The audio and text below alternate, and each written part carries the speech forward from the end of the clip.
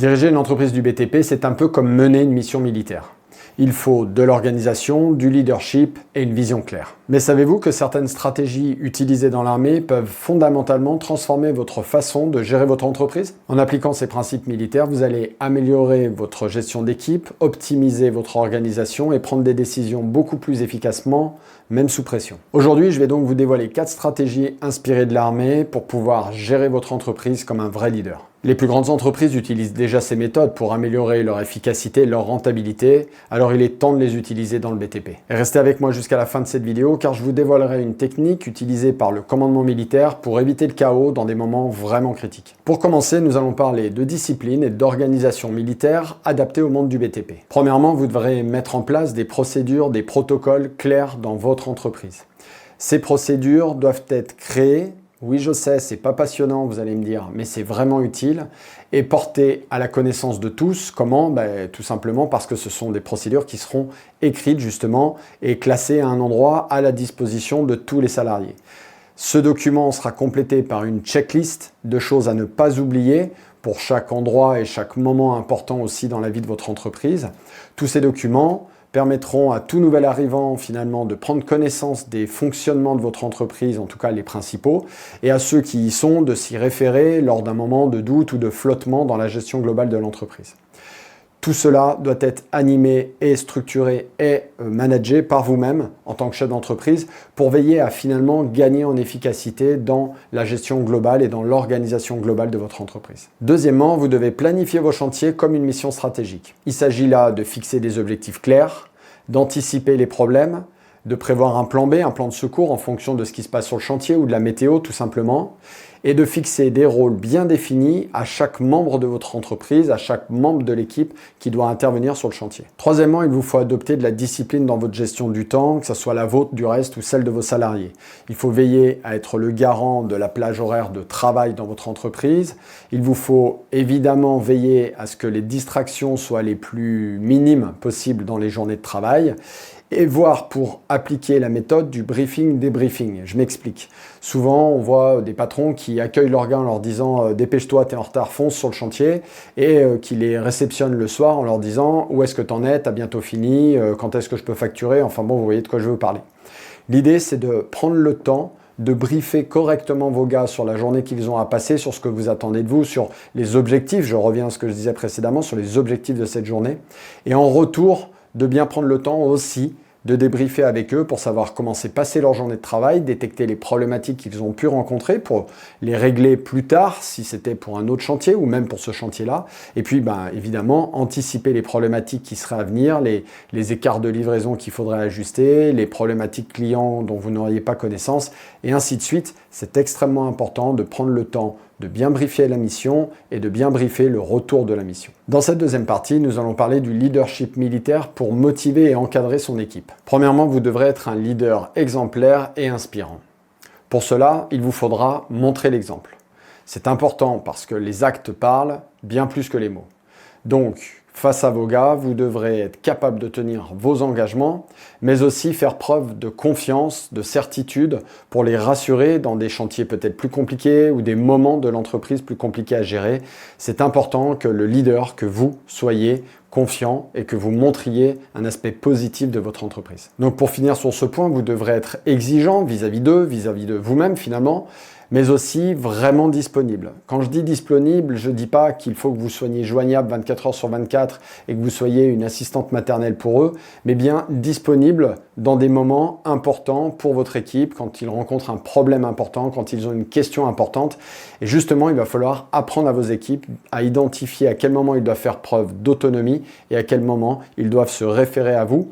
Quand ils se référeront à vous, c'est qu'il y a vraiment quelque chose d'important et à ce moment-là, vous devrez être disponible. Deuxièmement, vous devrez utiliser un mode de communication clair et direct. Pour cela, vous devez avoir une communication précise et sans aucune ambiguïté.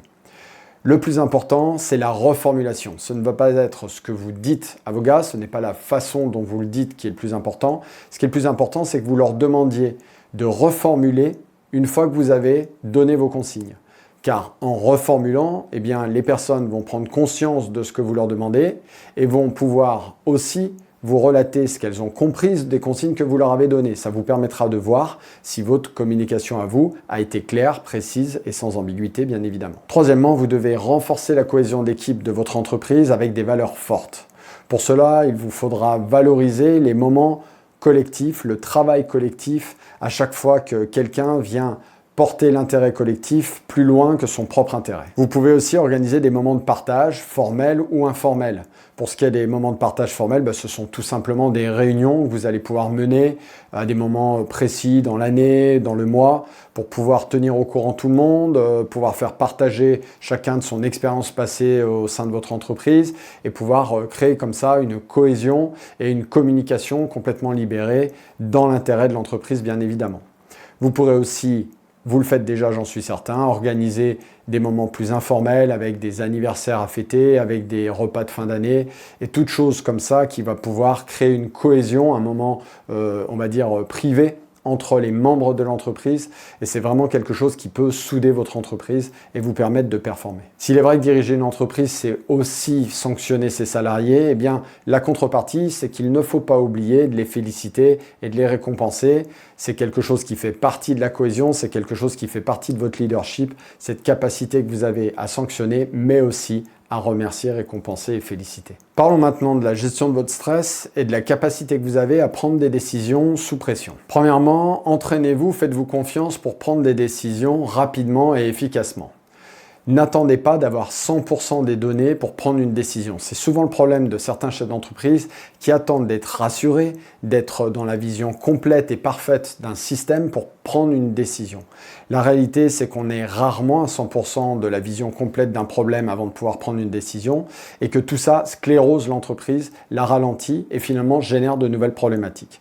Dès que vous avez 80% de l'information, allez-y, prenez une décision.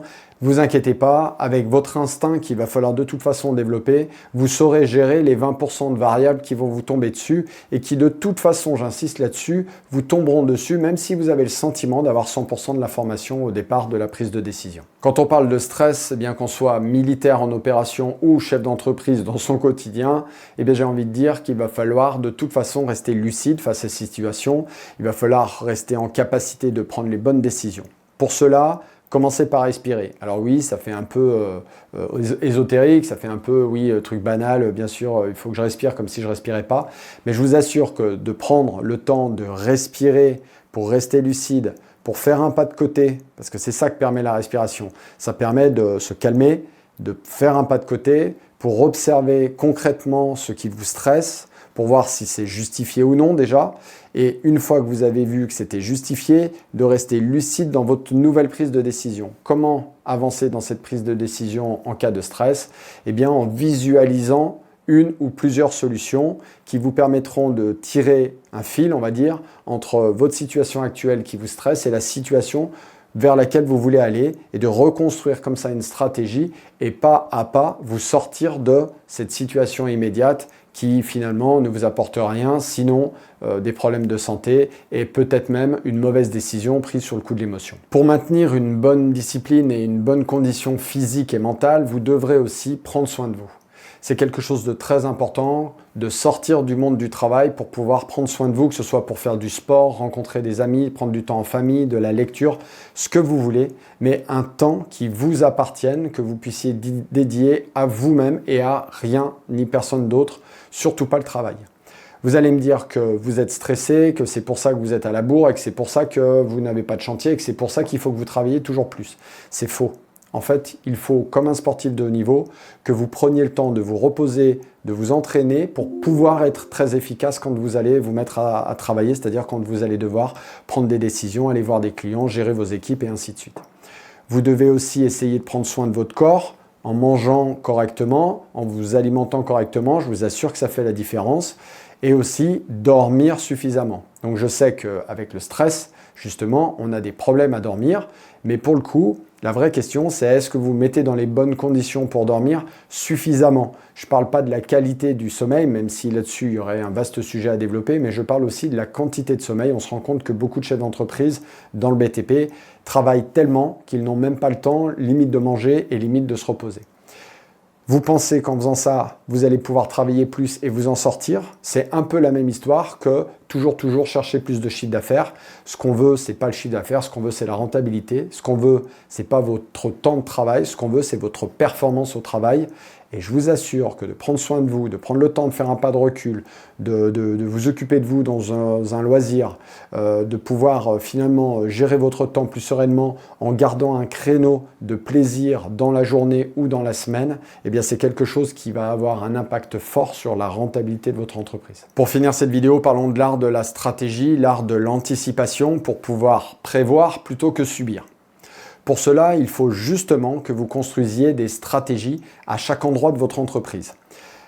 À l'armée, vous comprenez bien que si on n'a pas de stratégie pour atteindre un objectif, non seulement il y a peu de chances d'arriver à l'objectif, mais en plus il y a peu de chances d'y arriver vivant. Donc on se rend compte que les enjeux sont tellement importants que la stratégie devient très importante. Dans le monde du BTP, finalement, observez à quel point vous êtes capable de vous bousiller la santé, d'avoir une vie difficile, sans pour autant mettre en place des stratégies pour en sortir. C'est tout simplement parce que je n'arrête pas de le dire, parce qu'on ne vous l'a pas appris, alors qu'à l'armée on nous l'apprend, mais vous devez dans le BTP mettre en place des stratégies, qu'elles soient commerciales, qu'elles soient de rentabilité, qu'elles soient de trésorerie, qu'elles soient de management, qu'elles soient de développement de façon globale de l'entreprise. Il faut que vous fixiez des buts et des stratégies pour atteindre ces objectifs, car sans ceci, vous allez tout simplement vous épuiser et finir en burn-out. Quand on parle de ne pas finir en burn-out, on parle évidemment d'une stratégie de délégation, qu'elle soit interne ou externe. Si elle est interne, ça veut dire qu'il faut embaucher des gars pour pouvoir déléguer. Il va falloir avant ça, évidemment, les former et les accompagner. Et si c'est une stratégie de délégation externalisée, il va falloir vous entourer des bons partenaires et des bonnes personnes pour pouvoir justement prendre du recul, pour avoir plus de temps, pour soit prendre soin de vous, comme on le disait précédemment, soit tout simplement pouvoir aussi développer de nouvelles activités ou tout simplement aussi développer votre entreprise. Voilà, et comme promis, je vais vous parler de cette technique utilisée par le commandement militaire pour prendre des décisions dans des situations plus que chaotiques. C'est la règle des 3 C, calme, clarté, confiance. Alors quand une situation devient tendue, que ce soit sur le chantier, au bureau, avec un client, avec un fournisseur, avec un salarié, avec votre banquier, peu importe, utilisez cette règle des 3 C, c'est avant tout rester calme.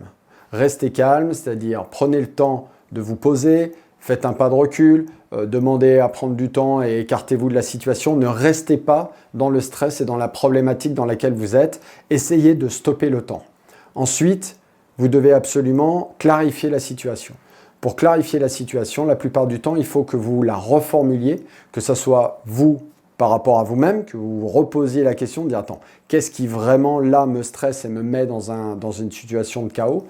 ou faire reformuler à la personne avec qui vous communiquez la problématique et la situation qui, elle, l'emmène à être comme ça, dans cet état-là, et ce qui, vous, finalement, vous stresse. Donc, prenez le temps de reformuler pour pouvoir clarifier, finalement, cette situation. Et pour finir, vous devrez vous faire confiance, c'est-à-dire qu'à un moment donné, il va falloir prendre une décision. Il n'y a jamais de décision parfaite, c'est la moins mauvaise dans une situation de chaos qui doit être prise. Cette moins mauvaise, vous devez totalement l'assumer. Si vous avez eu un conflit avec un salarié et que vous avez su faire preuve de clarté, que vous avez fait preuve de calme, eh bien, en toute confiance, vous devez vous dire je le sanctionne ou je ne le sanctionne pas. Et il faut absolument afficher cette fermeté, afficher cette certitude que vous avez, même si au fond de vous, vous savez que c'est probablement la meilleure décision, mais pas uniquement celle-là qui pourrait être prise. Soyez ferme et clair dans vos prises de décision car vous êtes le leader de l'entreprise et je vous assure que ce qui fait paniquer la plupart du temps les intervenants, les personnes, les salariés, les clients, tous ceux qui vous entourent, même dans une situation de chaos, c'est que vous soyez vous-même dans vos propres doutes et que vous ne soyez pas capable de vous faire confiance. Donc prenez le temps, calme, soyez clair et soyez confiant. Voilà, j'espère que ces quelques conseils d'inspiration militaire vous aideront à être moins stressé, à mieux communiquer, à prendre les bonnes décisions et surtout à les assumer. Je vous souhaite une bonne continuation, je vous dis à très bientôt et d'ici là, prenez soin de vous.